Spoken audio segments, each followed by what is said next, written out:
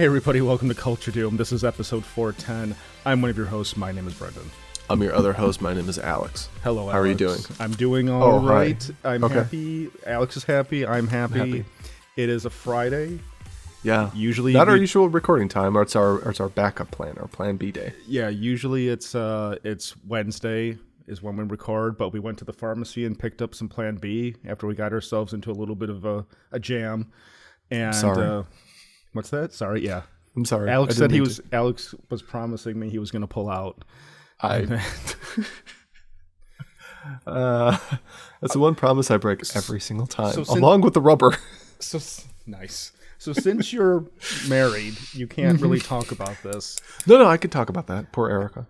No, I don't. I mean, I have had two Plan B occurrences in my life. Oh, yeah. See, Alex is because no, I don't want to say too much, but that's not something that you've ever really needed to worry about, because I don't believe that. Yeah. Anyway, mine the one of them was like a very the funnier one is this was in college, and the girl and I have been dating for a while, and I was like, she was late. And so we had this like general pregnancy concern, and I went to the supermarket and bought pregnancy tests. Like for her, not for me. Okay, good. All right, good. And they come in like packs of 3. And so she did all 3 of them, and then they all came back negative, and it was like, huzzah, let's have sex and celebrate that you're not pregnant. And then the condom broke. So I had to go to CVS at what brand was it, if I can ask you? Of the pregnancy test or the condoms? Condom. I think they were just Trojan. The blue. Look at you, Trojan, and well, there's lots of reasons condoms. You're like John Henry on the railroad, man, just busting through. No, I mean maybe it was. It was steam engine. Very vigorous because of how happy we were that no one was pregnant. Specifically, but like, but do you understand? I mean, the realization of what had happened, and then, oh, are you kidding me? So now at 3 a.m. I'm at a CVS buying Planned Parenthood from the pharmacy, because you had to go. How much? It wasn't over the counter back then. Oh, how much did those? Wow, that was a while. At that time, probably around $50. $50. Okay. Yeah. Okay. Depending, what is it? Clear blue, step 1. Wait, are you talking about pregnancy tests, or are you talking about Plan B? I'm talking about Plan B. Oh, Plan B. I'm sorry. Okay. The pregnancy test was EPT. EPT is good brand. Good brand. Yeah. I do not own stock of EPT. Hey, reach out for Doge to the moon, boys. I would love to get a sponsorship from the Plan B people. I'm like, the more people not having babies, the better. So, and now you can just go to Jewel Osco, just like a normal over-the-counter thing, and it's like sitting there. You just buy it and self-checkout. Mm-hmm. How times have changed. Anyways, you look good, by the way. Have you been working out or cutting back, doing like that fasting short? No, okay. It's just the lighting. Maybe it's your hair. It maybe it's. I'm debating getting my hair cut really short, going back to like my old haircut. But every time I cut my hair, welcome to Fashion Corner. Fashion Corner. Fashion home and self with the original Fab grooming, 5, not the crummy sequel trilogy Fab 5s that they've done.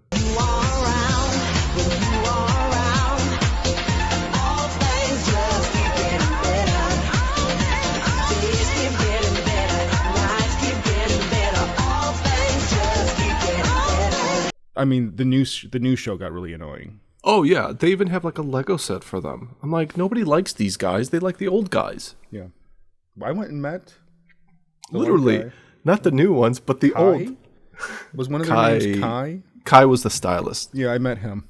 Yeah, he gave a talk at I think University of Chicago, and I went and watched it. I think it's Kai was fashion, Tom was interior design. No, Carson was fashion. Oh, I'm sorry. Kai was, stylist. Mm-hmm. Tom was interior design. Jay was Culture. like the guy with. He was culture. He was the kid from Captain Planet who had the heart ring and did nothing. Fire! Wind! Water! Heart! Go planet! The fifth guy did the food, and he's been doing like chopped and other stuff. Who was the original? Okay, so original Fab Five. What are the? There they are. Where? Okay, so yeah, Carson. Jai. I thought it was Jay. Is it Jay? I don't know. Okay, maybe you're right. Jai. Let's say it's Jai. We'll say Jai. Wait, these. Kyan, not Kai. Kyan Douglas. He looks a lot. Kyan Douglas looks. Okay. Ted was Ted. cooking. Yeah. Ted he's still around. Yeah, Tom Felicia. He did some stuff maybe for Target, and he's kind of just, he is not what I expected. He looks like he's in a boy band. He looks like he's a Power Ranger, an ex-Power Ranger. Yeah. Rocky Cardenas, almost. Yeah. He looks like he hangs out at Jersey Shore. The rest of the fist pumping New Jersey guys. But yeah, they all look Gigabombs. a lot different. He looks very stately. Yeah. Well, Kine was always my favorite. That's why I went to see him. I have I'm sure he was. I have the Gay Five. I have the Fab Five book. I have the book autographed by him. Right. Yeah, but now you have to do all four. I know. I got to collect the entire team. You do, and then they can form like Voltron. But the other thing about this show, this version of Queer Eye, is that these guys were like really good at their jobs. Right. The new team, they're fine. Like, it was just like, who are these people? Where are my usual ones? But Ted Allen and like Ted and Tom in particular were really talented. All I remember, Jay. I don't know. All I remember, the fifth guy. All I remember him doing is the Joey Fatone of the group. He got like tickets to a Broadway show for some guy to take his wife to or something. That was his contribution. Well, he was always kind of like the pep talk kind of guy, and be like, "Hey, you're gonna go on this date, and you're gonna open up doors, and she's gonna see what you look like, and blah blah blah." And he's like, "Go get him, Tiger." Carson still looks the same. Yeah, I remember his whole thing was the whole zhushing of your sleeves up. He and like they used to. That was during the era of really pushing the cat whiskers on denim on your jeans. You know what I'm talking about? At the creases. Yeah. That was very big. He was a director at Ralph Lauren too, I think. Yeah, I remember before he was pretty, or during the show. Yeah, pretty high up in These guys were pretty legit. They had their credentials and they could bring the receipts for it. These new guys were just These new guys are just like the sequel trilogy. Basically running on the namesake of the previous thing. If you throw 5 beach balls into a pride parade, you're gonna get those guys. You just kind of randomly. Yeah. Anyway, I don't know if we were. I don't know where that. I don't even remember why we got onto this. The point of the matter is, Alex is in a good mood. Yes, I am, and we're not nearly drunk yet. Maybe as much as we should be. Alex might be a little bit drunk. Well, this is actually, I just cracked open a new bottle of Evan Williams. It was either the 750 or the Handle, and I didn't want people to give me the wrong look at Walmart, so I just, of all places, I got the 750. So I got a good deal on this Bushmills 10-year-old. It was 50% off for St. Patty's Day. No, it was maybe it was. Is that plastic? No, it looks like. Oh, okay. Because the way you were holding it, it just looked like it was just like. I don't know plastic water bottle. If this will. No, it won't do it. But, okay. But it's bottled for Jewel Osco. You can kind of see the logo there. Jewel Osco. Oh, okay. Yeah. Interesting. Single malt Irish whiskey, non-chill filtered, 10 years old. Ralphie approved. 46% ABV. A pretty nice bottle. $50 retail, $25 right now. If I would have very much Ralphie approved, I suppose. What's the? It's not great, but it's not very great. good. But for $25 and everything they say it to be, For $25, it's a pretty damn good dram. yeah. Did you watch any of the WBC, the championship? I watched the first 2 innings, in Oh, which the U.S. got a home run, and then Japan responded Okay. pretty much afterwards, and that was pretty much it. I didn't, And that's where I actually started because people watching complained that we weren't watching Minions. Erica. Damn it, woman. Alex and his boys are sitting there watching the baseball game, and Erica's like, I want more just like- Minions. It's more like Alex is just sitting there by himself.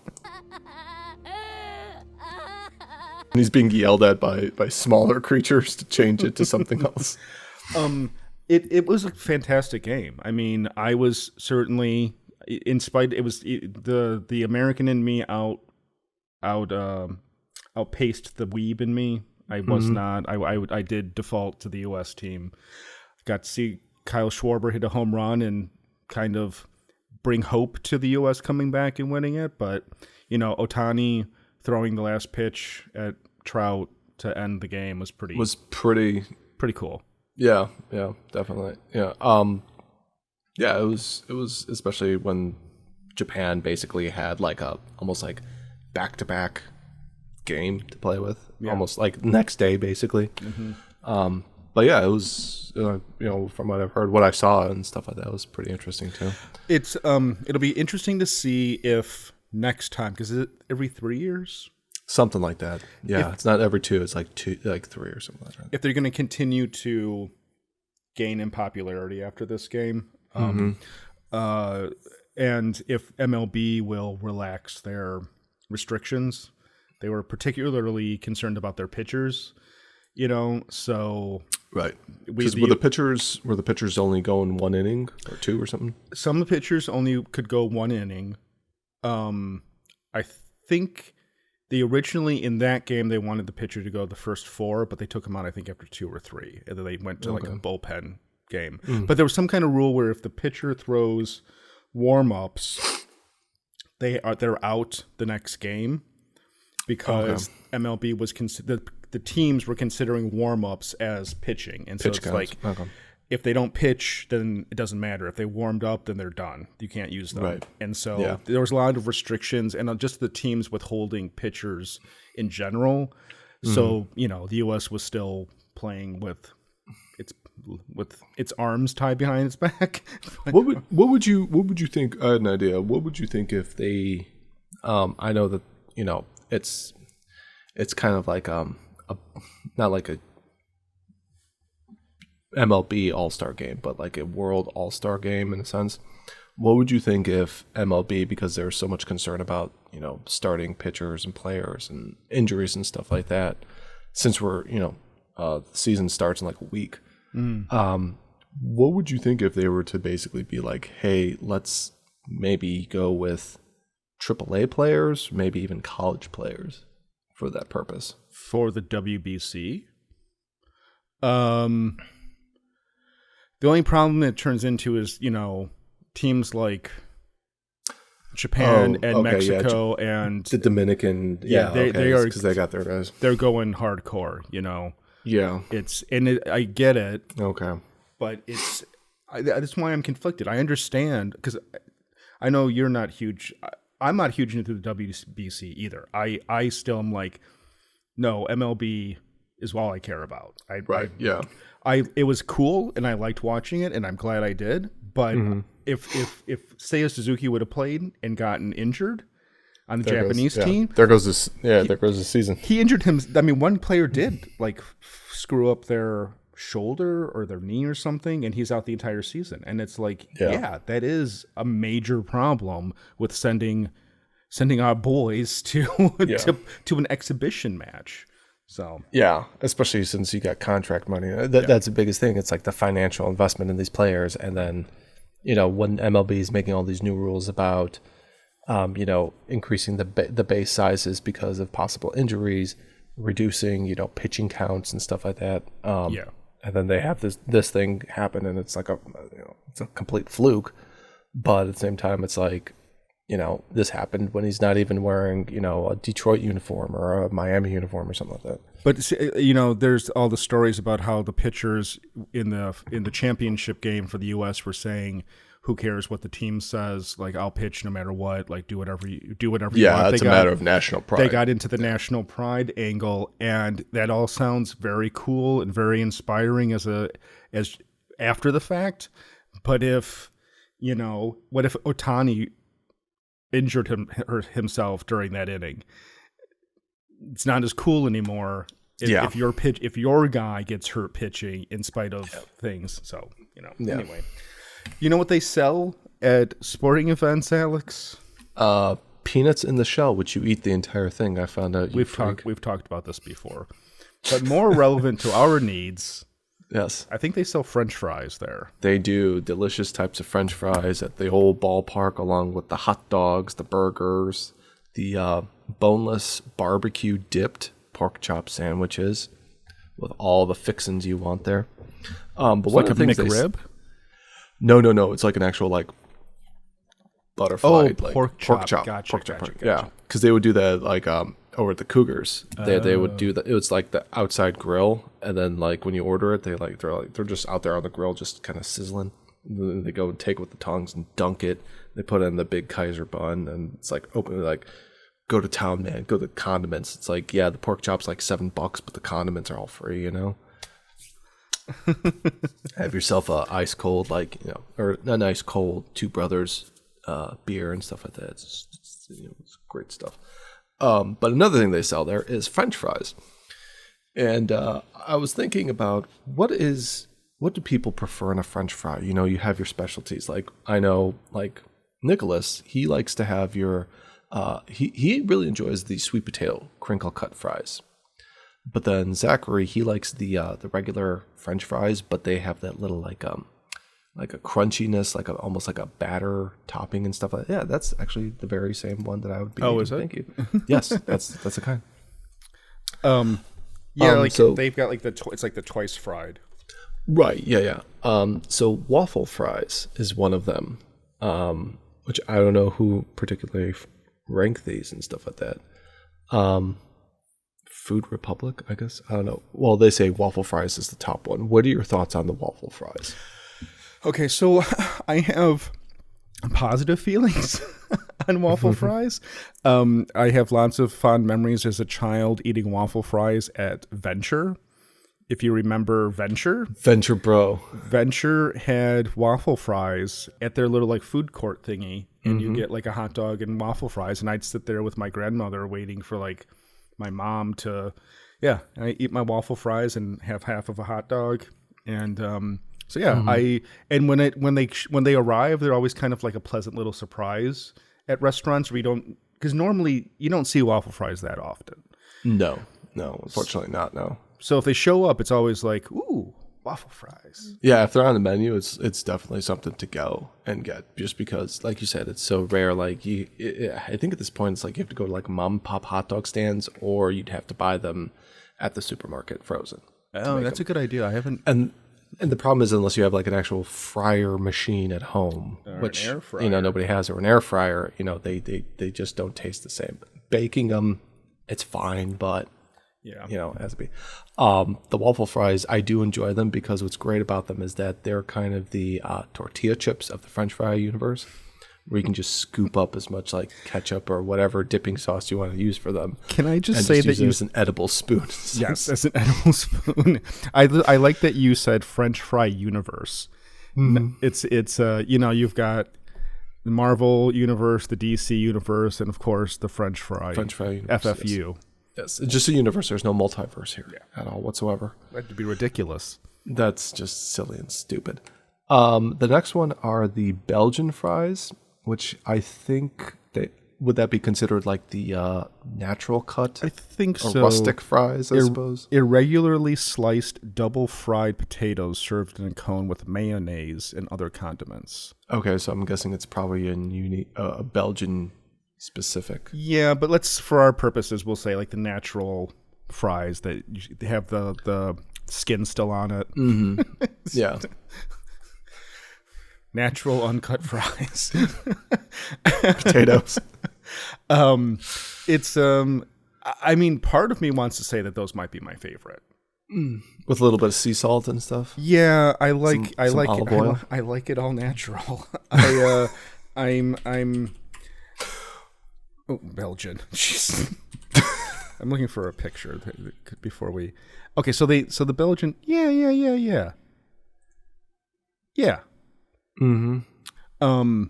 They look like very gourmet, I guess you would say, like a fancy, the kind of fries you would have at like a fancy steakhouse. Yeah, like pommes frites. Pommes frites. Mm-hmm. And how do you feel about the what's it called? Mayonnaise? Mayonnaise, but also Olay, not Olay. What's it called? What do you serve? The fancy mayonnaise.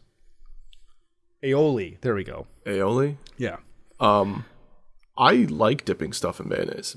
Erica knows I would put mayonnaise in everything. I would put stuff on burgers, on hot dogs, on pizza. Hot dogs. I don't know that I've ever done hot dogs. Chicken tendies, Pizza. chicken nuggets. Dear Lord, you do put it on everything. I put it on everything. You know what else is really good on? I've had this combination. I really love it. Mayonnaise and oyster sauce on a hamburger. Yeah. Here's my suggestion to you. Okay. For this is my Japanese aioli. Okay. Okay. Kewpie mayonnaise and togarashi powder. And mix that up together, and then dip your fries in that. You got a Japanese Nippon aioli. Yeah, I've seen the Kewpie. They carry that at the Walmarts down by me, and I've wanted to get the Kewpie like mayonnaise, but I'm always kind of put off by like the $5 price pricing. Yeah, which I'm just like, okay, well, don't get a bottle of I'm still gonna get the bottle of Evan Williams, but then I'm like, I'm gonna get the store brand ketchup instead, which is perfectly fine. Yeah, and it's the exact same one. Yeah, it's Kewpie is good. It's different than just like a Hellman's, but especially as a dip, I think that Kewpie's got something going on versus Hellman's or Kraft or whatever. I do like the rustic ones. You know what I put a lot on? For those, I will drench them in malt vinegar. Ooh. Yeah. A good fish and chips, and that vinegar starts to malt vinegar starts to blend in with the fries. Or the chips, I should say. The chips. It is a fantastic scenario. Yeah. And also, I do still like the ketchup there, and I also still like a little bit of tartar sauce, but malt vinegar is the primary component to if I'm at a place, if I'm there, or if there's any place I go to and they have fries like that, and there's the primarily Heinz malt vinegar, I'll go and just dunk the stuff on there because I'm like, it's gonna burn my insides. I'm gonna have acid reflux, but it's just a special occasion, and I don't get it much. No, I learned to love malt vinegar at Long John Silver's, so it wasn't necessarily a special occasion, but... Moving on, next one they've got up there, we'll just go down the list. Tater tots. What are your thoughts on tater tots? Pro tater tot. It has kind of lost its luster, though.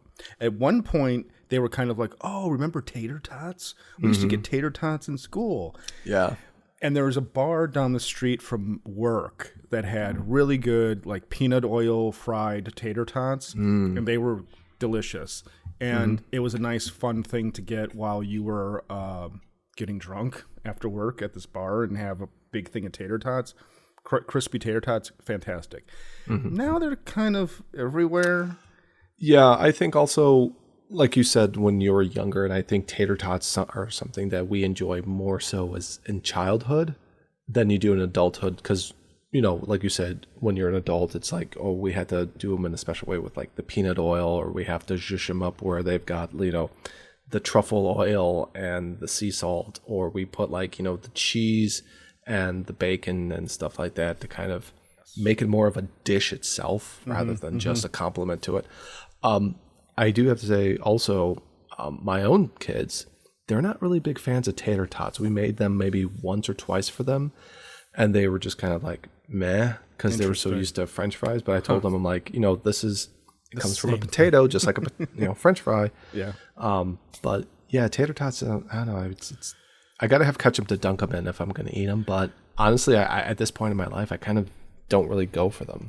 Yeah. The funny thing is that with all four of these, the top four, crinkle cut, this is all a texture issue. Mm-hmm. It's flavor wise, all things being equal, it is kind of the same thing.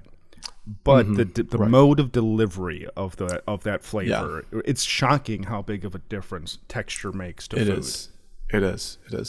Number 4 is standard cut, which is kind of your plain old fast food chain like McDonald's, Wendy's, Burger King, I guess. I'd say it's the standard go-to option if you need French fries and you're just someplace and you're like, I need fries. I need fries. Yeah, it's the mid girl of the fry universe. It's perfect. Yeah, it's totally serviceable, and done the right way, it can be great. McDonald's has fantastic French fries. So, and some, McDonald's standard cut French fries can blow the water out of a lot of fancier Belgian fries at like some random restaurant that, using stale oil or something. Right. So,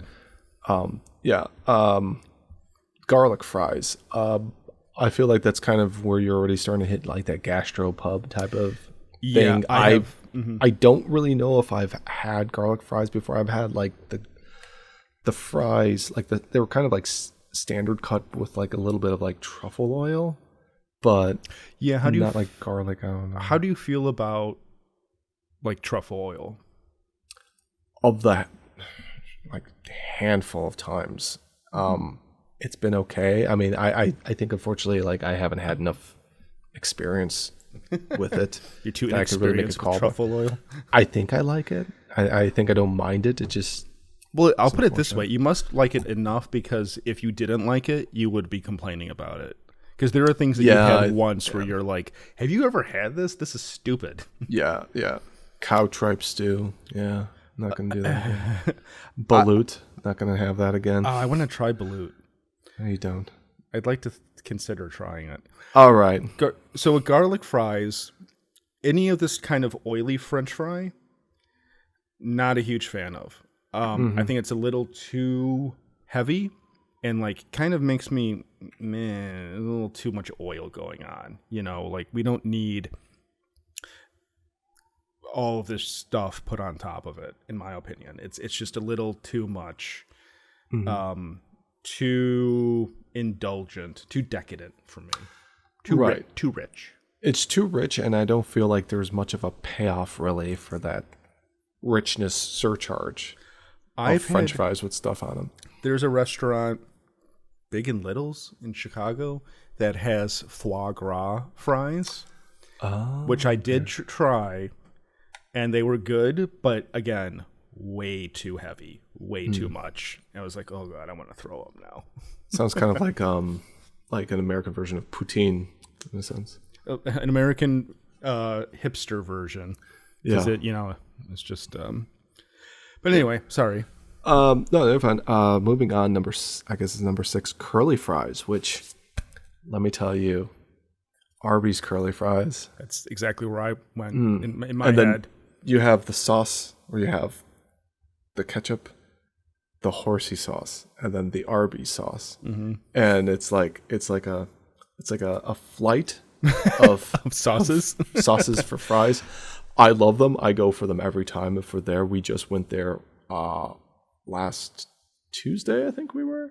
Yeah, here in town, and I've had the regular fries at Arby's, which are kind of a combination between standard and like that natural cut. They're kind of thicker standard cut. And they were fine. I like them, but if I'm going there, I have to get the curly fries. I would. It's funny that we've had like 2 episodes in a row where you're talking about Arby's.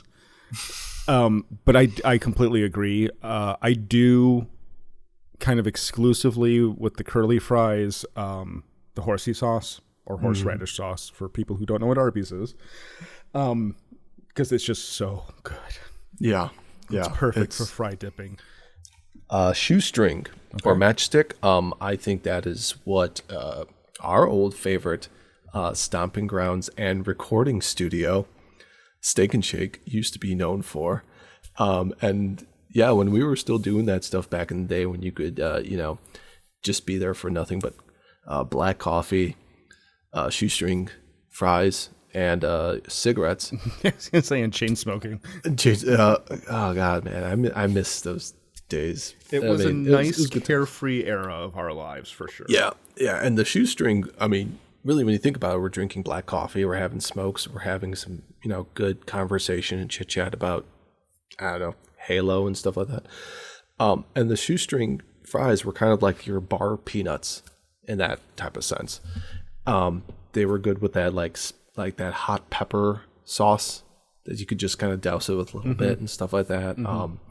I would do the thing where I would just take the ketchup and just smother it and just eat the thing with a fork like a salad and stuff. I don't really experience it much outside of Steak and Shake because I think like the curly fries becoming like Arby's, making it like, the standard for what a curly fry should be. I think Steak and Shake's kind of done that for the shoestring. I agree. That is a very fair comparison. Like, this is a very enlightening, very classy episode tonight. Interestingly, yes, Arby's, I would completely agree, are the standard for curly fries. Yeah. There are probably other. Yeah, there's probably other ones, but I mean, I really haven't come across 40 years.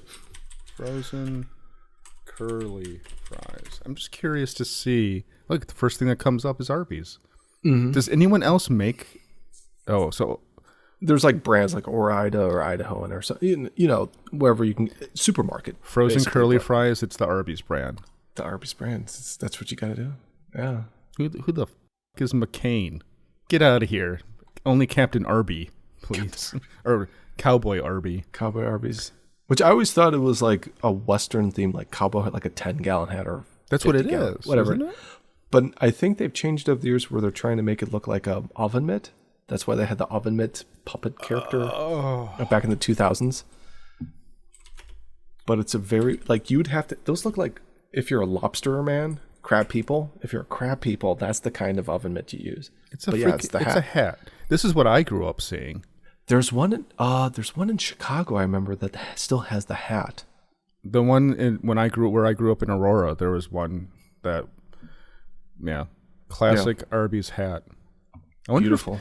So Zoomers don't know this? Zoomers don't realize that Arby's they don't know anything. They don't know anything. That's, right. That's why they have to read closed captioning. I mean, we're such grumpy old men, but they think they know a lot. But they don't. No. It's okay. We didn't know anything either. No. But we still know more than they did at that age. Alex is very confident. No, I am. I'm exceptionally confident. Yes, we know how to make change in our head. We'll come back. It's sad because Alex always thinks that I'm as good as he is at things, and then it turns out that I'm mentally handicapped. If I had to put money on you and a Zoomer in a boxing match, I'd put my money on you. I would put my money on me too. Unless I'm boxing like a boxing kid. There's not that many of them. Anyways. Yeah, moving on. Number 8, we've got the crinkle cut. And the crinkle cut, for those of you from the greater Chicagoland area, know that if you want crinkle cut, fresh crinkle cut fries, you go to Portillo's. I love how this has turned into the Chicago food, fast food, but like the pinnacles of these styles of fries. You are absolutely correct. The crinkle cut fries from Portillo's are the standard, and they're really freaking good. Super good, yeah. Everything at Portillo's is really good. Everything's good. I got the when they opened one down here, which I was like floored by because I'm just like, okay. I mean, how many years it's taken you? And you got how many kids from Chicago coming here to U of I and stuff?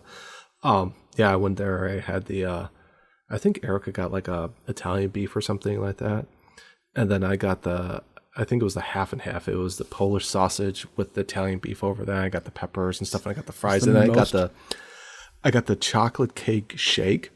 So I'm trying to eat all this food and I'm trying to drink it down with like chocolate shake that's got cake stuff in it. I'm like, my innards are just clogging up and I'm just like, oh, sweet Jesus, if it's time, just do it already. 850 calories in the chocolate cake shake.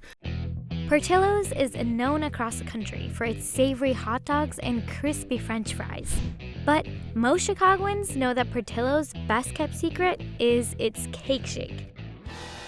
It's a shake, and it's Portillo's chocolate cake at once. It's amazing. I love, though, how your meal was the most Chicago meal imaginable. Mm-hmm. You got your Italian beef, your Polish sausage, your Portillo's chocolate cake shake. Mm-hmm. And it's just like, holy... All they had to do is bring out like a fully loaded Lou Malnati's. There you go. Last one is cheese fries, which I don't think it's a type of fry. It's just, I mean, you look at it and it's like, okay, it's kind of like standard cut. The description says just any style of fries with cheese melted on top. Okay. Well, it wouldn't, really it wouldn't work with like garlic fries because you're putting cheese on garlic. It's too many contrasting flavors. No. And it's American. It's like Cheese Whiz, like melted nacho cheese type of stuff, and you're putting a real it on cheese whiz. This guy, Alex, with garlic, and garlic in American cheese just doesn't work. You need to have like a Mediterranean style type of cheese to work with garlic. That being said, do you like cheese fries? Oh yeah, I do too. I don't like it like this though. I want a side of cheese. Yeah, where I can dip it and stuff. Dip those cheese. Because the problem is like with the cheese on top, when you start eating it, you just end up eating all the fries that have the cheese on it, and then halfway through you're like, okay, it's just mush. No cheese. Yeah. And it's just mush. Yeah. I pretty much like any type of sauce, including salad dressing, to come on the side. I like to be in control of my own destiny. Yeah. Unless maybe like a Caesar that's kind of shook and every piece or is Cobb folded. salad that's tossed. Like if it's something like that, but trying to put it on top. Otherwise, I like to dip. I like to dip my salad, which may be perverse, but okay. Like I dip my fork in the dressing, and then I put my fork in the. I eat salads like a woman. All right, that's what you were thinking. I could big salad. Can I just have a big? I salad? could feel the misogyny through the screen. All right, quick question. Question number 1. Okay. Right now, at 11:36 p.m. on a Friday night. Oh my god. Oh my god. Sorry. You okay over there? Sumimasen. All right, we're good. Question number 1. Question number 1. Right now, at this moment, what do you want most? A new career. Oh gosh. Not a new job. Are you me? Not a new job. A new career. Have you thought about law enforcement, my son? No, I have not. I am not cut out for that. I would rather be like a paramedic. Oh no, don't be a paramedic. No. Well, I would rather take care of shit, and so is the work-life schedule. No, I know, but I already have that. But I'm getting at is that in that world. Well, the pay's okay. Your pay is better than EMT. Maybe I'd have to look. No. It is no. In the world of law enforcement, fire department, all of that stuff, I would much rather be caring for people than having to enforce punishment. Firefighter. Yeah, but that's too hard. That's too like physical. I want to be like Nicolas Cage in Bringing Out the Dead. That's my. No, he dead. Buggin', we just signed our first record deal. Look, he dead, son. Ain't nothing we can do about it. Come on, Frank, that's it. What do you mean he's dead? He's not dead. It's a heroin overdose. Let's break out the Narcan. He's dead unless you folks want to stop bullshitting me and tell it straight. Then the good Lord willing will try and bring him back. Broke up with his old lady. We didn't break up. We were just seeing other she people. Broke his heart. Shut up, asshole. Tell me Nobody to shut asked up. you. I talking to you. Dick. I will. Shut up. I'm still waiting and this young man here is still dead. You want to leave him in a body bag too? You end up like him. Shut up. Dick. Shut up. He's been snorting that red death stuff. It's been going on for like 4 days now. Rebuke the spirit of drugs in the name of Jesus. What's his name? I be banging. What you mean I be banging? I be banging. What the hell kind of name is I be banging? I don't know his real name. Frederick Smith. Okay, Freddie. It's Frederick. Okay, I be banging. We're gonna bring you back from the dead. Now, I want everybody here to grab the hand of the person next to you. Come on now, we ain't got much time. And look up towards the heavens. Dear Lord, here I am again, asking one more chance for a sinner. Please, Lord, bring back I be banging, Lord. I fit more into that lifestyle than... Do you mean a copy of the movie I have on DVD? You have a copy of Bring Out the Dead? I love that film. It is. I love that film. I tell people, I'm like, it's an older Nicolas Cage movie, but it was probably like the precursor for what he does now. It's It's very surreal. It's a rare, not rare. It's an underrated Martin Scorsese gem. Like it's, And that's a and I think it's the taxi. okay. driver Thanks, writer. Daisy Ridley. It's Oh no, I didn't say a rare treat or whatever. It's an It's a bad gem. underrated. I think that it's written by the guy who did Taxi Driver too. Did you notice how in a galaxy far, a long time ago, they're all speaking with the king's tongue? Aside from Luke, Luke's a good old American. So And is Han Han, Solo. yeah. And so is Princess Leia. 6.8 on IMDb, way too low. Yeah, That way is too low. firmly in the sevens. At least 7.0 minimum. Paul Schrader did write Bringing Out the Dead. Yeah. So, anyway, I bought that the same time I ordered True Romance. I'm very proud of your. Speaking of underrated, You know what? I could Alex's pull it film. out if I need to, man. you can hold your own, and when we just discuss film. Yeah. Yeah. I do like that. So yeah, the answer to your question is I want a new career, not Okay, a new job. I don't want to edit anymore. I hate my job. Oh, okay. So, Well, I love you too. what do you want, Alex? Before you change the topic, No, what I would like would be to have a new car. Like the thing that we definitely would need would be a larger vehicle for our purposes, where I no longer have to drive my wife's Focus. aquamarine Ford Focus, which you know what it looks like. Man in his 40s driving that around. Well, part of that is that model of Focus was definitely much more feminine. Just the interior. It has a very feminine inside. I would attribute that to the random amount of hair ties that are That's not what I meant. around the shifter column. So I had one of the very early. I had two Focuses in my life. Yeah. One of the very early ones, and then the one that predates right before the model that you're having. And both Because of mine those, was the Euro model that they brought over. yes, Yeah. both of them were pretty roomy inside. And I had, but see the Euro one is much, in my It's opinion, a lot more enveloping. It's much more constrained because I had a rental once, and I was thinking, "Whoa, this is a lot different from my Focuses." Is this a Chevy? So, well, yeah. Well, hopefully you get a new car, and I find something to do with my life that is not continuing to edit stuff. Well, we with also people. had to get we had to buy a new tire yesterday because I ended up getting a flat on the way to work, which was fun as hell. Is that like $200 for a new tire? No, it was like 120 or something like that. Still sucks a lot. It's yeah, and it was like a massive. It was like an inch long piece of like metal that went straight into it. See, the thing is, Alex, if we have a successful podcast series, I can quit my job and you can get a new car. And then we could be hacked like Linus Sebastian was. It actually probably would never happen because I have a very strict no sponsorship policy. Like, I don't think I would ever do download VPN. As much as we joke about it, I'd much rather do like Red Letter Media has their Patreons and that's it. Yeah, the Patreons were. Did you I see that video which of video? Linus? We're not going down that road. Okay, all right. We'll talk about that after the thing. Okay. Question number 2, please. Question number 2 is: what was your favorite childhood toy? I will give you time to do this because, yeah, there's multiple favorite toys as a child, but Yeah. Well, it would have been an action figure. Mm-hmm.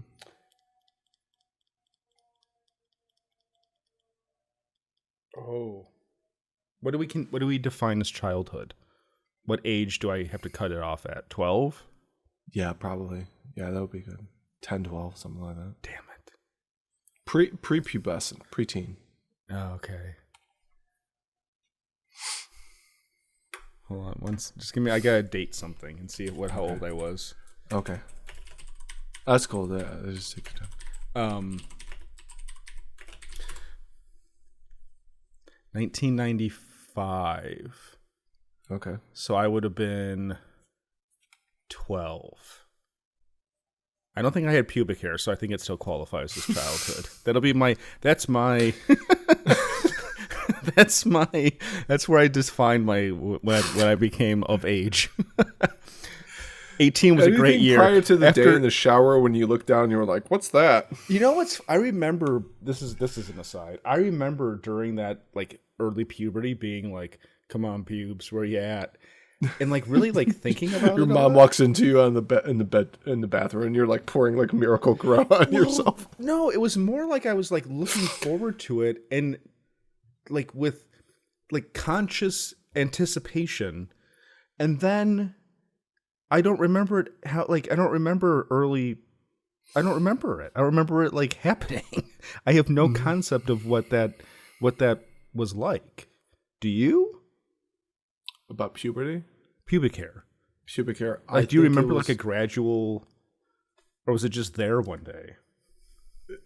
You know what? I think if it's kind of the same, where it's like if it was gradual, I didn't really notice it, and I just kind of kept I was just going with the flow. It was like the Play-Doh characters where you put them on the barber shop chair and you push them down, and then the hair just kind of goes. Like my facial hair had like the guy from the Slim Jim commercials, or Wayne Static from Static X. Watch it. You Zoomers don't know who that is. Did you say a chia pet? Is that what you were talking about? No, Wayne Static from Static X. I know, but Static X. Yes, I know what that is. I do know what that is. But I'm thinking like a chia pet, where it like just kind of Chia pet, the pottery that grows. Chia. Watch it grow. But it did. I didn't watch it grow. I can remember my beard coming in more. But I didn't care as much about that at the time. At the time, it was like, where are my pubes, man? Yeah. Where are your pubes? I had them. I shaved them off. Ronin Warriors action figure, I remember being very enamored by. In the summer of 1995, I was like in love with this Ronin Warriors action figure. Was it on? Yeah, okay. But I also would say, to go back to like true childhood, not to play favorites. There were two. I was really in love with He-Man, my He-Man action figure. And Leonardo, Teenage Mutant Ninja Turtle. Yes. Like, thank you, Uncle Brendan. I remember because the action figures had like this, like the weapons were like brown. Do you remember this? That the one that you got for Nicholas comes in both. They have two sets. They have like realistic paint, like realistic looking ones, and then it also comes with that weapon, kind of like here, the brown, like the caramel color. Yeah, here they are. Yeah. Mm-hmm. And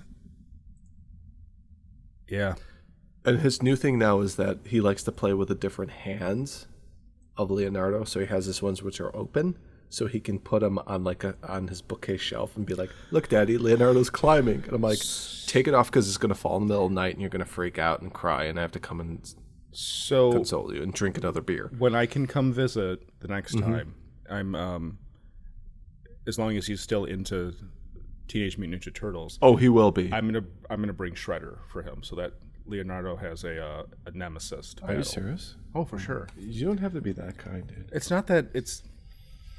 I don't have, like I've said before, I don't have kids of my own to spoil, so it's a privilege to spoil your kids.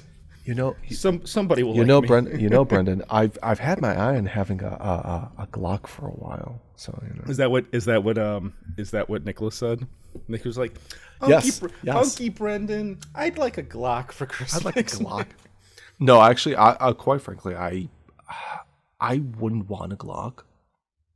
I'd rather a Walther or maybe another Beretta, but not a Glock. Something about Alex, Glocks to me are kind of like Toyotas. Alex, like you know that I am as in favor of private firearms as you are.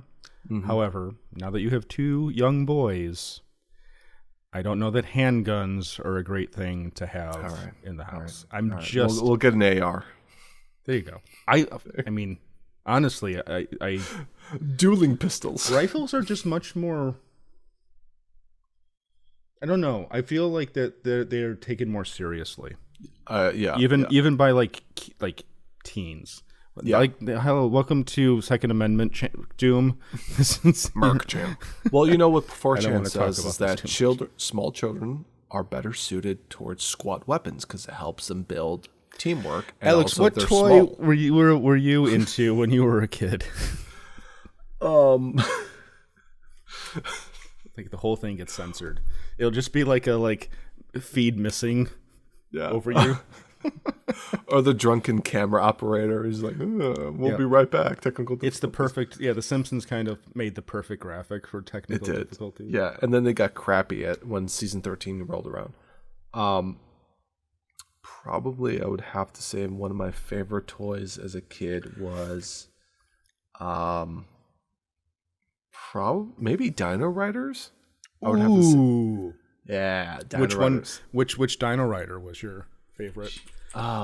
Well, I'm a big fan of my favorite dinosaur is a Triceratops, so I had the Triceratops. But I also had I think it was a Diplodocus, which was like it was like the T-Rex equivalent for like the good guys.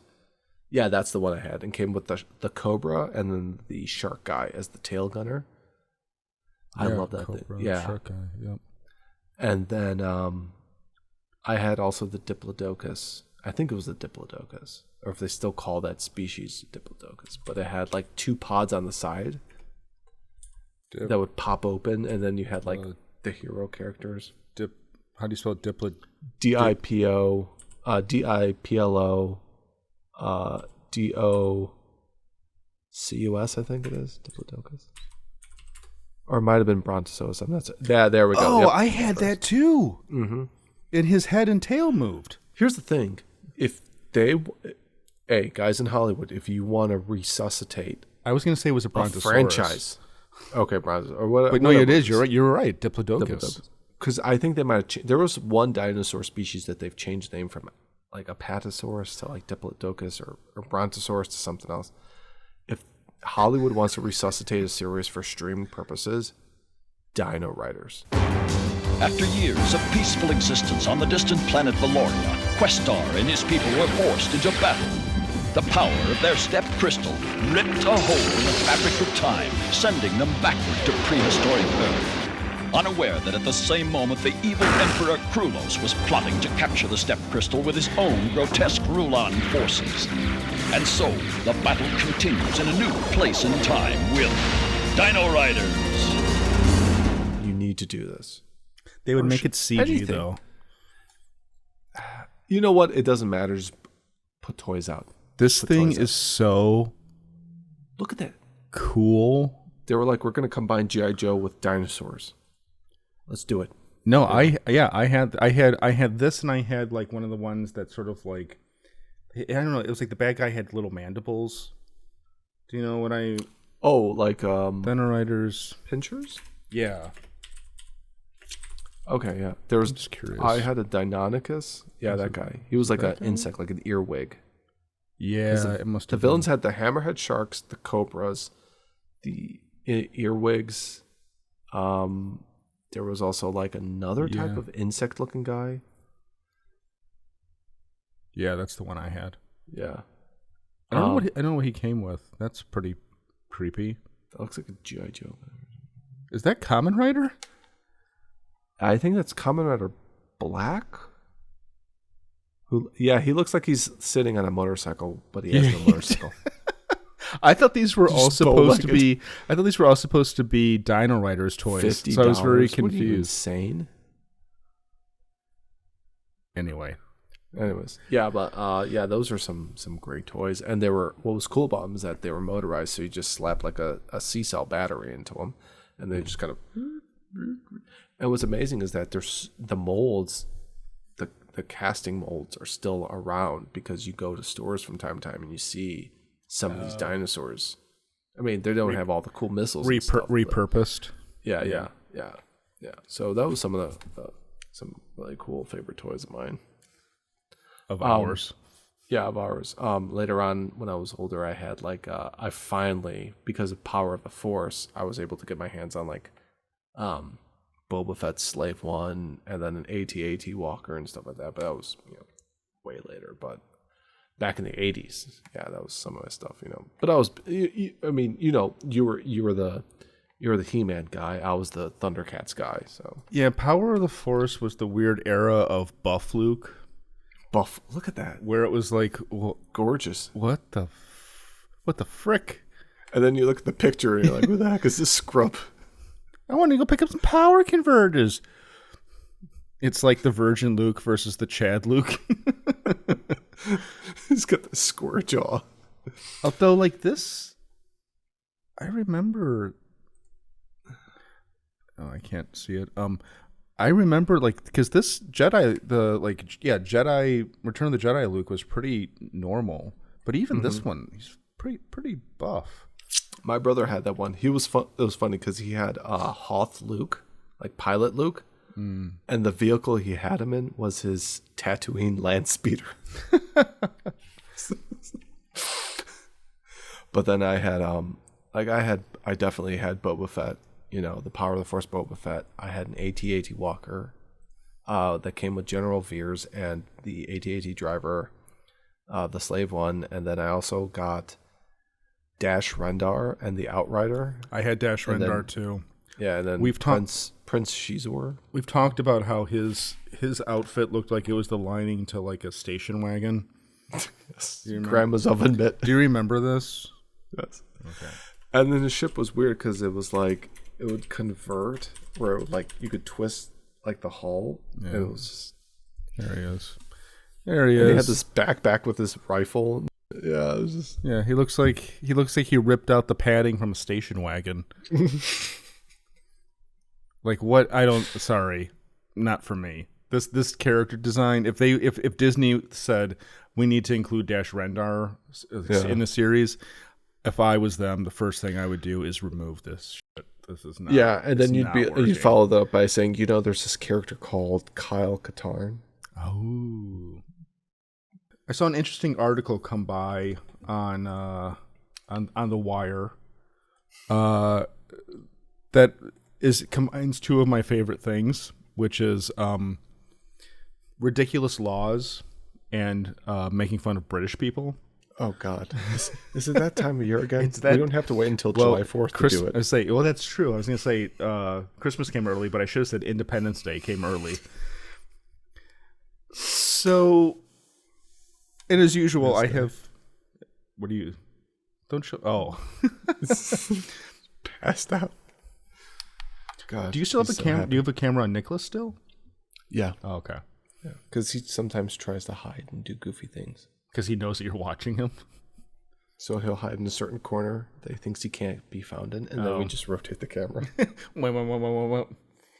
Can you talk through that? Can you be like, Nicholas, go to bed? Oh, that's awesome. I pretend like I'm God. Nicholas, this is Jesus Christ. You're being a naughty boy, and you'll be going to hell.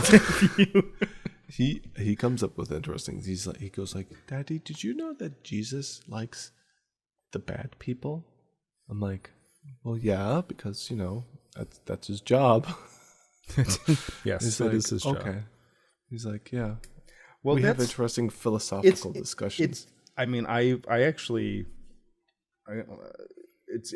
It's interesting how I don't know how much to say on the show, but it's interesting how much Catholic school is like instilling complex moral questions and and ethical concepts in, I shouldn't say questions, moral concepts in a 5-year-old. Yeah. Which, I mean, granted, after Catholic school, I mean, once he's done with it, he can have as many disagreements or whatever it is, but at the same time, it's like, I need you to have this type of foundation. Now that you have... Then that you could do that later on instead of not having any concept of it. Alex, now that you have children... And being Canadian. I have to censor myself because... Timing. Yeah, Macrium Reflect wants to update. Because what I said was... it's instilling moral concepts in your 5-year-old son. Mm-hmm. And normally I would have followed that up with, that's not the only thing they're putting inside your 5-year-old son in Catholic school. But I can't say that because that would be wrong. Look at his face. It's funny when we're 20, but as soon as he has a kid, it's like, oh no, not my kid. Yeah. Wow. I'm just kidding. When you read certain news articles about our old high school, I am a very good lapsed Catholic. Anyway, the point is that UK, England sucks. Unless you listen to this podcast, and then you are a fine member of society, and we appreciate you. But for everybody else, reform the empire. So wolf whistling, which I want to come back to that. Wolf whistling to be made illegal. Is that what they call it in England? Yes, they took something as... We have cats and they have dogs. They have wolves. It's not just dogs. It is hilarious, though, that like the American version is such a... Like just by its very name is tonally less aggressive. Yeah. It's more... or back alley guttural almost instead of like. Well, it's just like it's not a wolf. It's a cat. Cat calling. Like yeah. Top cat. Benny. Hiya, Top Cat. Benny, what day is it? Tuesday. I don't remember leaving a call for Tuesday. Men who wolf whistle or make sexual remarks to women will face prosecution for street harassment. Did you notice that the guy in the picture looks like a skinhead? I think he looks Italian. I think he looks like an Italian in New York. You know what he looks like? An Italian fascist, you mean? No, well, maybe. I think he looks American. I think that he looks like what they would... guy from Jersey City? Yeah, like he would be playing like a steel worker in a Broadway play. Do you see it now? The steel worker, Brendan. Okay, moving on. Our subscriptions are going to drop to like 1. A Pittsburgh. Well, that would be mine. You don't subscribe from your own channel. Men who... No, I don't. I told you. I keep replacing. Yeah. Oh, okay, good. Every time we got a real subscriber, I removed myself. A bell rings? Oh, okay. Yes. Men who wolf whistle. Alex is totally checked out at this point. I'm following along. There's a guy in lederhosen. Men who wolf whistle. I'm getting rid of that picture. Men who wolf whistle or make sexual remarks to women will face prosecution for street harassment, even if they believe it is a compliment or a joke, under legal changes announced by Suella Braverman. Only against women, though. Well, according to that, men who... Home Secretary of the United Kingdom. And she has nothing else better to do with her position.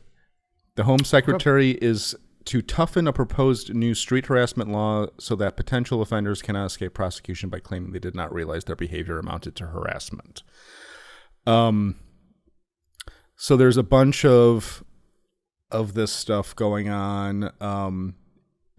What I would say so there's this concept of right to walk the streets without fear. What I'm in agreement with in this stuff is that I wouldn't say that. I'd say women should have the right to walk the streets and be ignored. Because I like to be ignored. I don't want to interact with people. But because of the nature of this particular harassment of being catcalled on the street, whistled at, is that you talk to women and mention this stuff, and invariably there is one or two women in the group who are like, I've never been catcalled. And then it turns... I feel kind of sad and jealous that they've never been catcalled. Exactly. I've never been catcalled. I feel a little jealous by that, you know?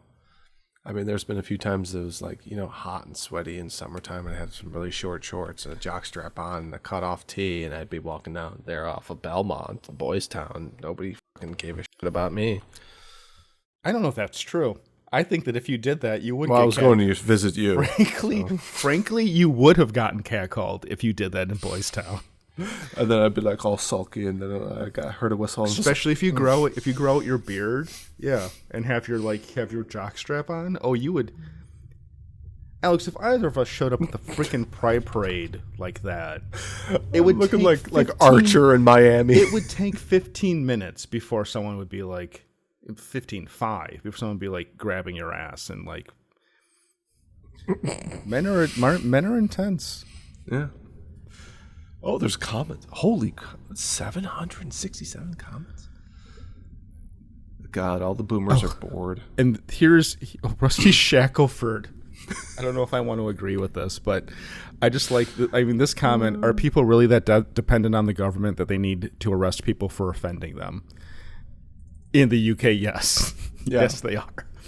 And I guess that's kind of where it comes down to for me, is that this isn't physical violence. It's not racially motivated. It's not even necessarily like sexuality motivated. It's just like somebody made an advance that you didn't like, and you're upset by it. Okay, fine. That's fair. You're entitled to be upset by it. Right. That's about as much as you're entitled to. Yeah. Do you know how many women, Alex... Do you know how many women have like made me feel uncomfortable because of how much they were like pushing me to go home with them or come home with me? Yeah, Erica. Not you, but me. Yeah. What? Oh, who?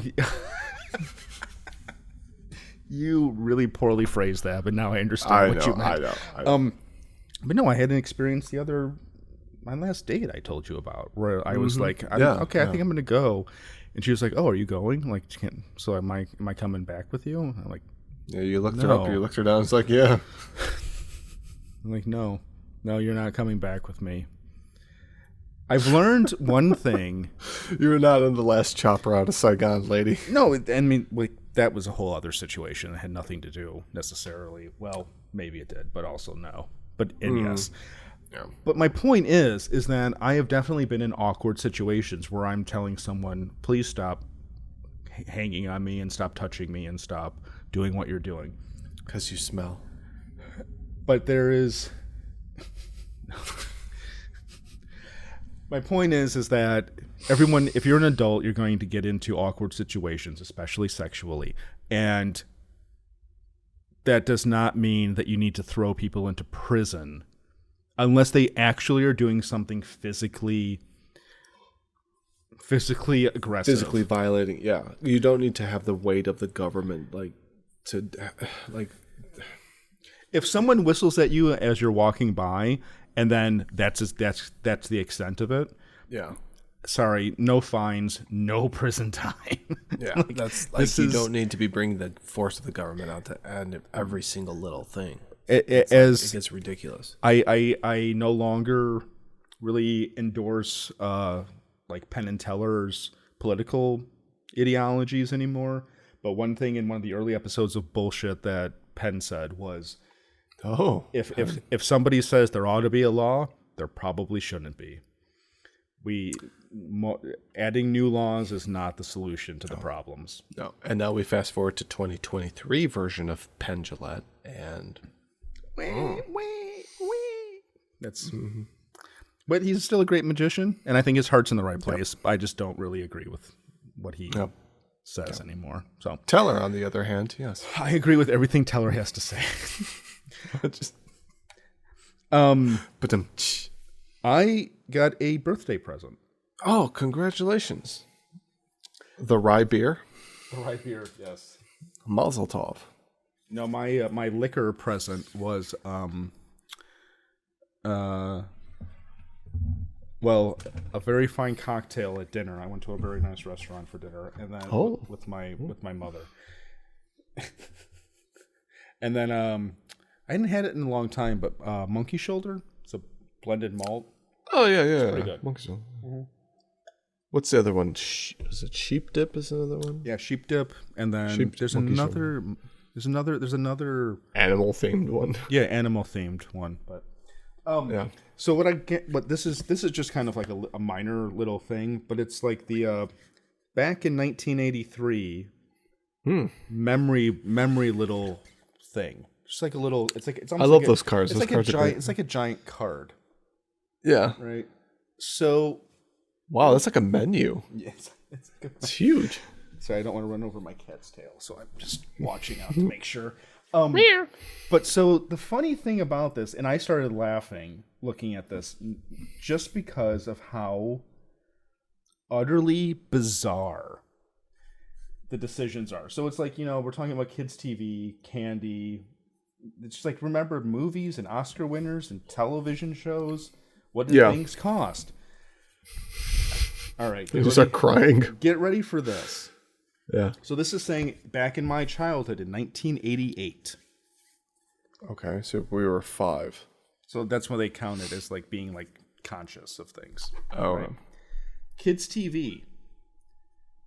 Tube Mice.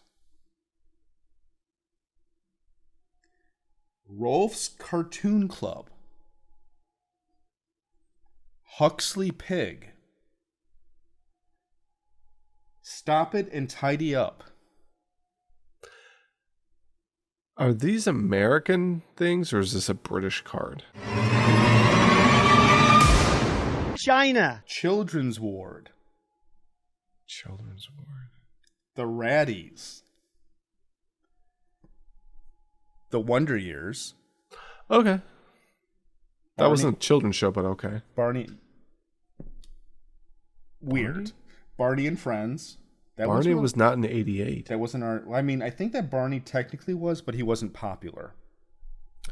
That's actually a good question. I remember there was like Weird Barney. Look at Alex looked like a grandfather, like thinking about that. Let's take a look at when... Barney. Now I'm getting sloppy. Barney. It's that 8% beer that I've been drinking. Jeez. Barney and...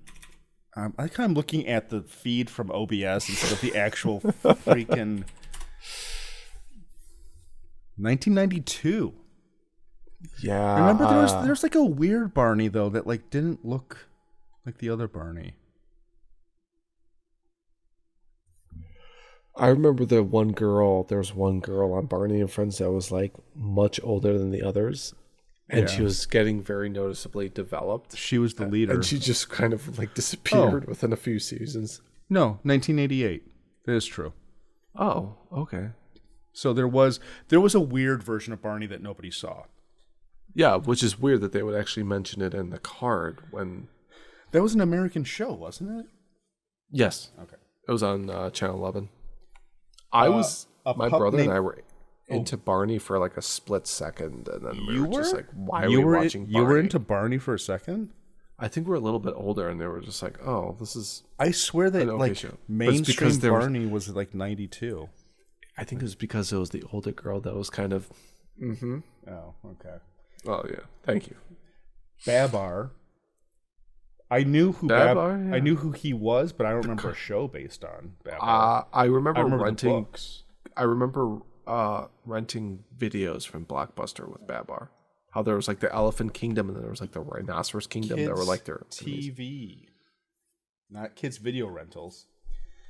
And then a pup named Scooby-Doo. Oh yeah, pup named Scooby-Doo. That was Saturday morning. Yeah, right. Great stuff. But bizarre list of shows, right? Very. Like almost like, are they from Canada? Well, then you get to my first impression was like, is this British? Mm-hmm. But then you get to candy, popular candy for children in the 80s and mid 90s. Nerds, Cowtails, Airheads, Bubble Tape, Sour Patch Kids, Push Pop, Candy Cigarettes, Warheads, Runts, Bonkers, Crazy Dips.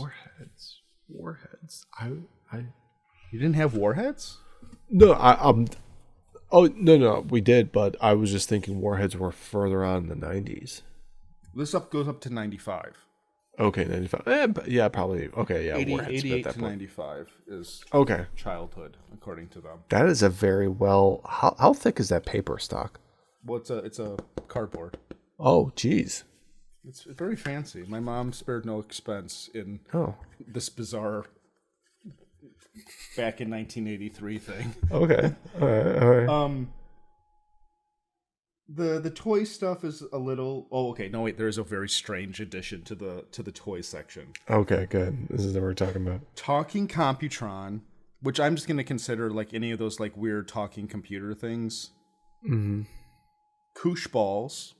Koosh balls, yeah. Yeah. Cabbage Patch Kids, Micro Machines, Laser Tag, Rainbow Bright, Pound Puppies, Willow action figures. Imagine paying full price for a Warwick Davis action figure that was half the size of Willow action figures. the others. What the? That wasn't even a popular movie. No, it was a. It was a critical and financial misfire, wasn't it? Yes. Yeah. Even now on Disney It Plus. became a cult film. Oh my goodness. Oh, you have these are who made these figures? Now, the thing that I have to tell you is that I actually had some of these action figures because I enjoyed Willow when I was a boy. Tonka. Oh boy. Oh wait. It wasn't this guy though. It was these. I had these. Oh, these are the ones. I don't know. Oh, these are Super 7 like re-releases or something? Yeah, they're like modern day like remake type of things. I had Mad Mardigan and that guy. The bad guy. I loved his helmet. I want that helmet. I'm sorry. I want that helmet. I want the skull helmet. Yeah, so I had Mad Mardigan and I had the skull guy. So I had the toys, but even as a child, they were like B tier, C tier. I wanted them, but they weren't like there were no He-Man or Leonardo. Yeah, they were action just figures. Do they? The two-headed creature or the Hydra, whatever the thing is. Advanced Dungeons and Dragons action figures. Heroic Man at Arms. Yeah, some of these things were just kind of like, I feel like a lot of them showed up on the dollar store later on. Like the Dune action figures. So looking at like the middle thing that's just about 83. Sorry, let me put this back to this middle section here. This is pretty standard like trivia stuff. US President Ronald Reagan. This is all just what 1983 was, so it's right. Gallon of gas, price of a house. Yeah. A new home was $89,000. Median household income was $20,000. Well, $21,000. A stamp cost 20 cents. Gallon of gas was $1.24. Dozen eggs 86 cents.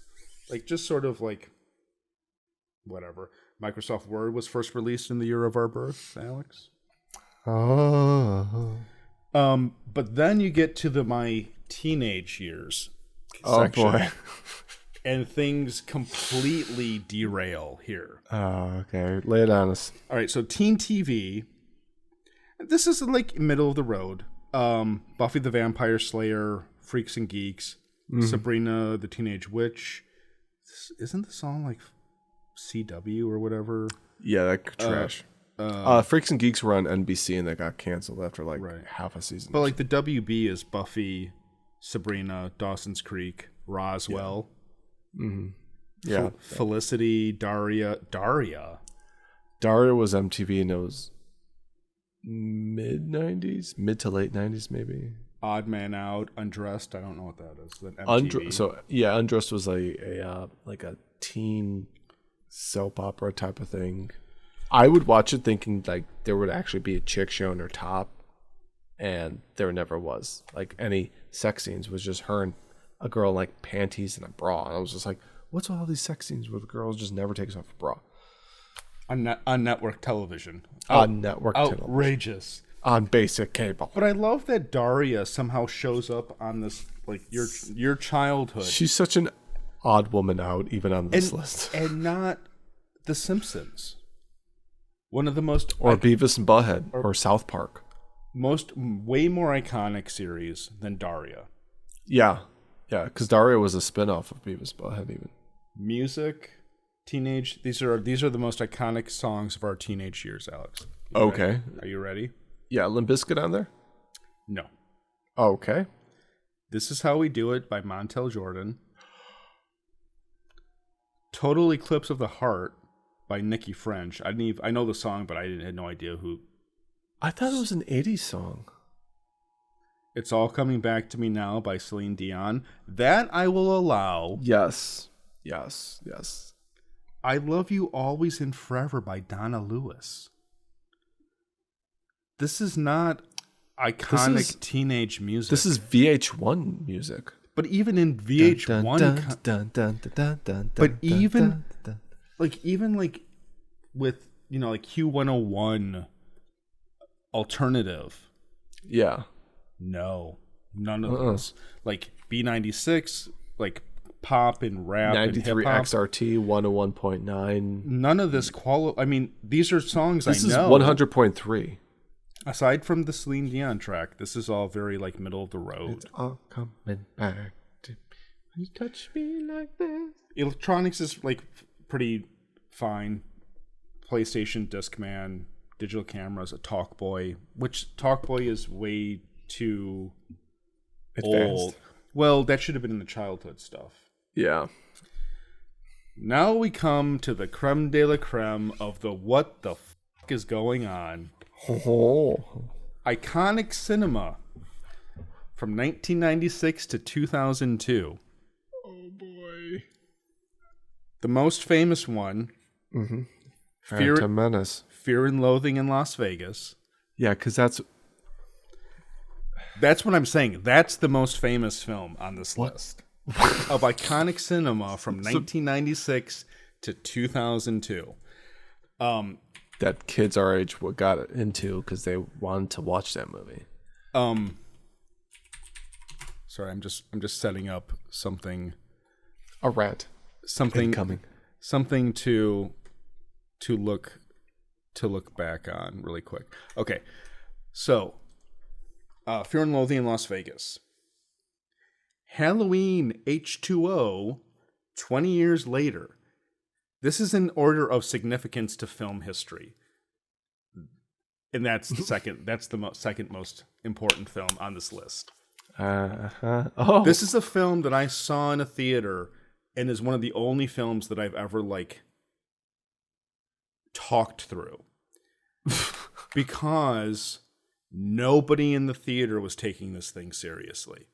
I did not feel bad. It turned into like a The Room experience where everyone was like talking shit the entire film.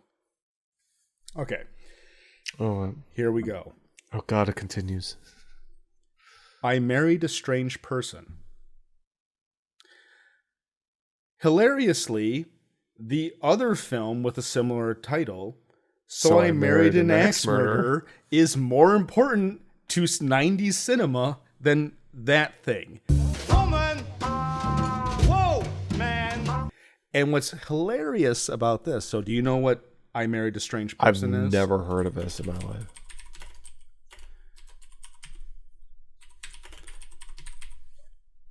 Get ready for how weird this card thing is. My body is ready, Brendan.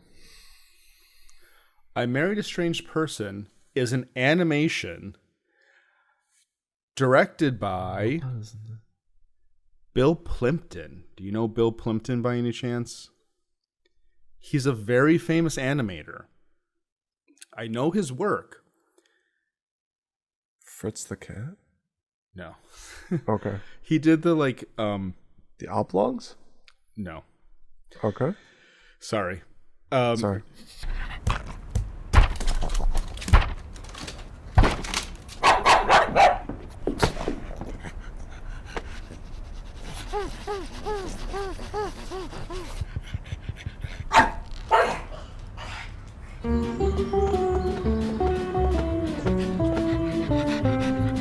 You probably would recognize the style of his work if you saw it. But what the hell is this? I Married a Strange Person, a 75 minute 75-minute film. That's an animation from an obscure animation director. Nobody our age would ever have gone and seen this. And maybe there was like a handful of kids someplace in some artsy school in New York City that went and saw this. But really, in the grand scheme of things, you're a handful of people and you're completely insignificant compared to the rest of us. You wouldn't have gone and seen this. 6.9 stars with 2,000 reviews. Bill Plimpton has done some very significant contributions to animation in his career. But to put him on a list of notable cinema, it's not even close. Is The Matrix on that list? Oh, no, we have one more film. Oh, God. And that film is called Little Dieter Needs to Fly.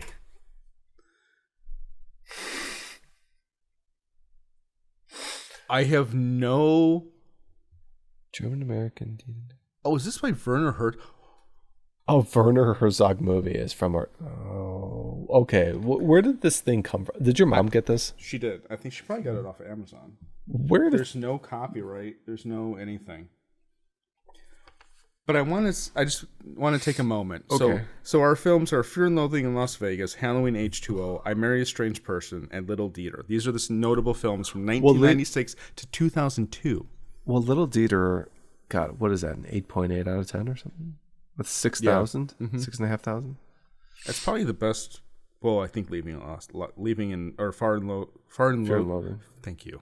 Fear and Loathing is more highly regarded, but all I want to say is just typing in 1996 movies, Independence Day. If we're talking about culturally significant cinema from the 90s to the early 2000s. Look at that list right there. Independence Day, Mission Impossible, The Rock, Dragonheart, Barbed Wire, and that's not even Romeo and Juliet. Speaking of Baz Luhrmann, Happy Gilmore, The Birdcage, Kingpin, Mars Attacks. Well, I like Mars Attacks. It's not. I'm not talking about movies I like. It's culturally significant. Right. Twister. Black Sheep, Twister. These are these were movies. Biodome, even. I would not be as offensive to me. There are Eraser. There are tons of films. Jerry Maguire. Holy cow. Scream? Oh, Scream? Yeah. Yeah, Scream's there. All of these films are more significant than everything on their list. What is this? Who made it? It was as I was ranting, my mother. I mean, this is a very nice presentation. It is, yeah. No, layout. It's an A for A for design. But the entries in there are just, it's the entrance for that are just. But as I was reading this and ranting to my mother, she was starting to tear up because she was laughing so hard because I was there are. Just typing in 1996 movies gives you a better selection of culturally significant movies than whatever the hell they were doing in that. And it's just that 1 year because, that one goes from 96 to 2002.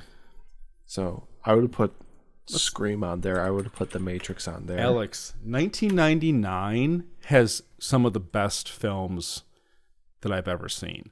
Magnolia, American Beauty, Being John Malkovich, even the Blair Witch Trial, which Blair Witch Project, Blair Witch, Virgin Whatever. Suicide. Oh, The Mummy. It's The Brendan Mummy? Fraser Kino. In 99? Yeah, it's right. Isn't it right there? Yeah, next to Sleepy Hollow. Oh, even better. Yeah. Eyes Wide Shut is in 99. Mm-hmm. Wild Wild West. Wow. Something Will Smith's a bitch. So, anyway, it's just... Office Space. American Pie. Yeah, American Pie. These are all... Wait a second. I just want to make Varsity sure that Blues, I'm... Girl yeah, Interrupted. Magnolia is 99. Okay, I still have the right year. So it is perplexing that Galaxy Quest. Hey. Any single year you could find a better selection of films than what they... Yeah, there's Magnolia. Like Wild Wild West. Yeah, right. Eyes Wide Shut. Oh, Man in the Moon. These are all significant. Virgin- Being John Malkovich, I think I Virgin- mentioned that, but The Virgins. Suicides. The Virgin Suicides, that's Sofia Coppola's first film. Anyway, my point being, Yeah. what the hell was going on with that thing? Did somebody just said "I feel lucky" on the Google page without putting anything in the search bar and just be like, "All right, whatever"? It's like, what's the weirdest things that we just can Put put on this movie list? and then hit "I feel lucky." Movie. Speaking of movies, Alex, dearest of all my friends, Yes. we've come to the most important part of this episode, The credits. the review. You've sat down and watched half of season 3 of The Mandalorian? Unfortunately, yes. Or the first third. I don't know how long the season is. I think they're only like, yeah. What's Isn't funny it is like that they 8 have episodes?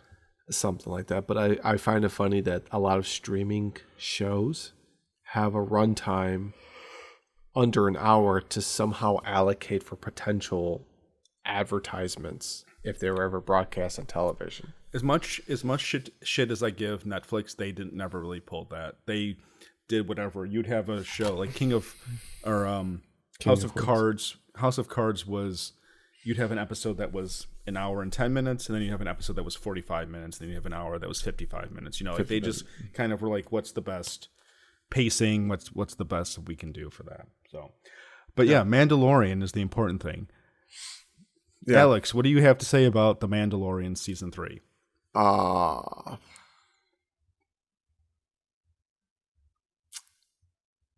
Good night, guys.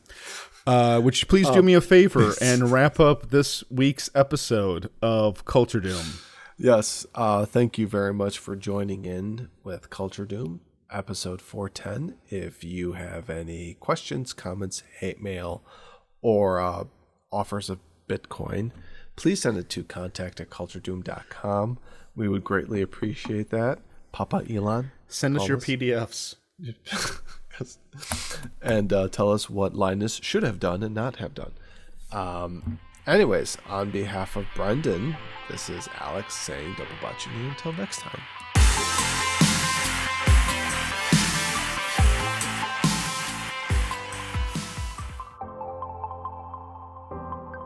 Alex was promising me he was going to pull out.